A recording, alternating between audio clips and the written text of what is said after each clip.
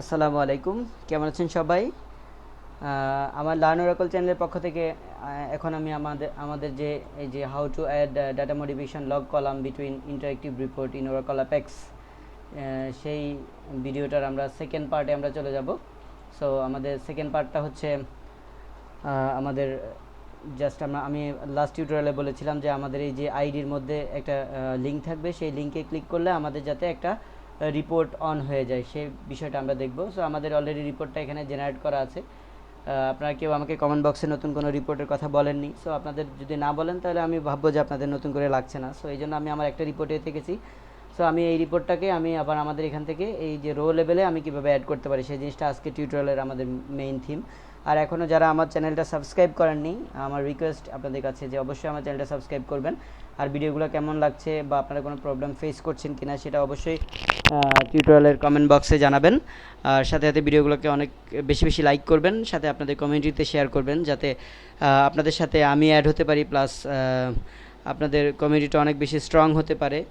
আর সাথে সাথে আমার ভিডিওগুলো সবার কাছে পৌঁছে যায়, যাতে যারা আপনাদের মতো যারা অনেক বেশি ডিফিকাল্টি ফেস করছে ওরাকল অ্যাপেক্সে সফটওয়্যার ডেভেলপমেন্ট নিয়ে, আপনারা যাতে নিজেরা নিজেদের প্রজেক্টগুলো নিজেরা করতে পারেন, ইভেন আপনাদের কোম্পানিকে আপনারা নিজেরা ইন্ডিপেন্ডেন্ট করে দিতে পারেন। সো আমি এই উদ্দেশ্যে আমার এই টিউটোরিয়ালগুলো করা। সো আমি এখন আর বেশি গল্প না বলে আমাদের টিউটোরিয়ালে চলে যাচ্ছি আমি। সো সবাই সাথে থাকবেন, আমি স্টার্ট করে দিচ্ছি। এখন দেখেন আমরা আমরা যে কাজটা করব সেটা হচ্ছে আমি প্রথমে আমার এখানে ক্লিক করে আমি আমার ডেভেলপমেন্ট এনভায়রনমেন্টে চলে যাচ্ছি। আমি আবার ক্লিক করছি, জাস্ট সামথিং মিসিং। ওকে, আমি আমার পেজটা এখানে আছে, আমি জাস্ট রিলোড করে নিচ্ছি, দেখি আমার ওকে এভরিথিং ওকে, যে আমার কোনো ঝামেলা নাই। আমি ভাবছি অন্য কোনো প্রবলেম হচ্ছিল। তো যাই হোক, আমার এখান থেকে এইখানে যদি আপনার কুইক এডিটটা কাজ না করে, আপনারা এই যে এডিট পেজ 3-তে ক্লিক করলেও কিন্তু আপনাদের ওখানে চলে যাওয়ার কথা, যাচ্ছে না।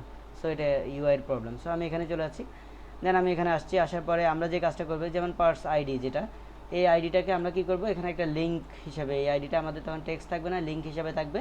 সো লিঙ্ক অবশ্যই আপনারা যখন পার্স আইডি দেখেন, আপনার একটা পার্সোনাল আইডিকে আমি একটু ক্যাপিটাল করে দিলাম, এটাকে হেডিংটাকে যাতে দেখতে ভালো লাগে। সো দেখেন ক্যাপিটালটা এটাকে আমি লেফট অ্যালাইন করে দিচ্ছি। তারপরে আমি এখানে যাচ্ছি, এই যে এখানে দেখেন আপনাদের কিছু কাজ করতে হবে। এখানে আমি চলে যাচ্ছি নিচে নিচে নিচে নিচে নিচে, লিঙ্ক কোথায়, আমি যখন এটাকে লিঙ্ক ডিক্লেয়ার করব অবভিয়াসলি আমাকে সরি, এটা আমার আবার চেঞ্জ হয়ে গেছে। সো আমি লিঙ্কে ক্লিক করছি, ক্লিক করার পরে এখানে দেখেন নো লিঙ্ক ডিফাইন বলছে। ওকে, আমি এখানে ক্লিক করে আমি এখান থেকে এই যে ইউআরএল বলে দিব, সেম কথা আগের মতো। আমি শো দ্য ডেস্কটপে চলে যাচ্ছি। এখানে দেখেন আমি আমাদের সেদিনের ইউআরএলটা আমার কপি রাখা আছে, আমি এটাকে কপি করছি। কপি করে আমি এটাকে আমার এই যে ইউআরএলে বসিয়ে দিব। এখানে একটু কাজ করতে হবে আমাকে, সেটা হচ্ছে আগে আমরা দেখিয়েছিলাম একটা বাটনের এগেনস্টে। ওকে, সো এখন তো আমরা দেখাবো একটা কলামের এগেনস্টে। সো আমরা একটু চেক করে নিব যে আমাদের কোন কলামটাকে আমরা চেক করছি। ওকে, আমাদের প্যারামিটার হিসেবে আমার পার্স আইডি কলামটা, এটা হচ্ছে আমার, তখন সেক্ষেত্রে আমার পার্স আইডি কলামটা যাচ্ছে। ওকে, ঠিক আছে। তো দেন আর কোনো প্রবলেম নাই। এখন আমাকে জাস্ট এর পরের স্টেপটাতে আমাকে যেতে হবে। ওকে, ওকে, সরি টু পজ, আমার একটা কল আসছিল, দ্যাটস ওয়াই।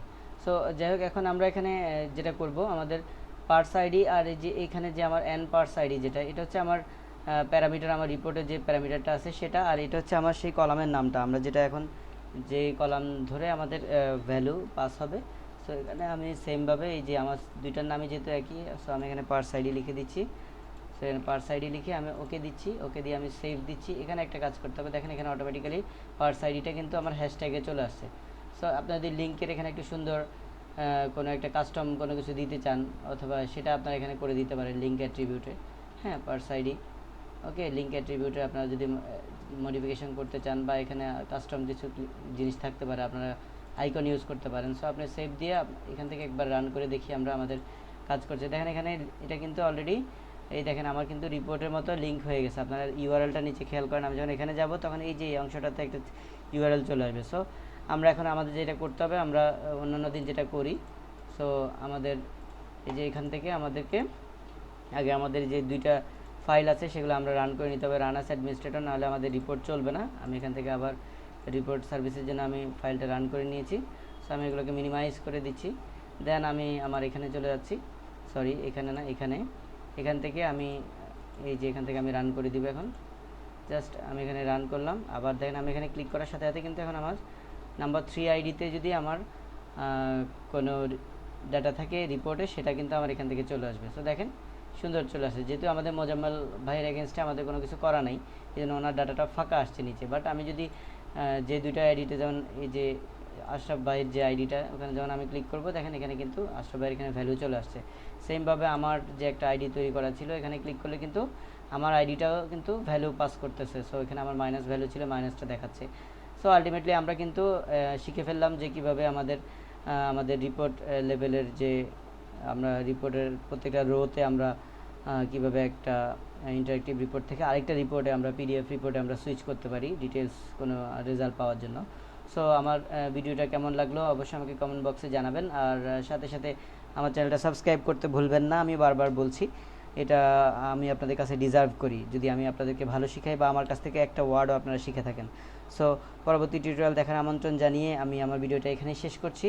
তো সবাই ভালো থাকবেন, সুস্থ থাকবেন, আর বেশি বেশি করে প্র্যাকটিস করবেন। আশা করি আপনাদের ফিউচার আমার থেকে অনেক বেশি ভালো হবে। সো ভালো থাকবেন সবাই, আমার জন্য সবাই দোয়া করবেন, আর দেখা হচ্ছে পরবর্তী টিউটোরিয়ালে। আসসালামু আলাইকুম।